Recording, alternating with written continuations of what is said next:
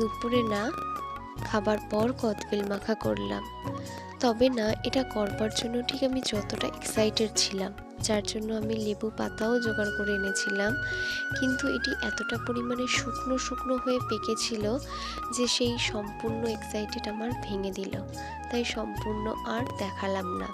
সেদিনে আমার মা ছোট্ট একটা কাজ দিয়েছিল, সেটা সম্পূর্ণ করবার পর এসে দেখলাম দিদা এখানে কিছু লঙ্কার বীজগুলোকে বের করছে।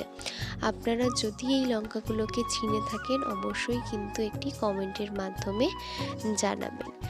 আর সেদিন না বোনের একটু ইচ্ছে হয়েছিল যে ও মাছের ঝাল করবে, তার জন্য এখানে সমস্ত কিছু প্রিপারেশন রেডি করে নিয়ে মাছের ঝালটা কিন্তু করেছিল।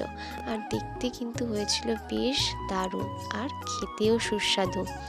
যাই হোক, আজকের মতো এতটুকুই। টাটা।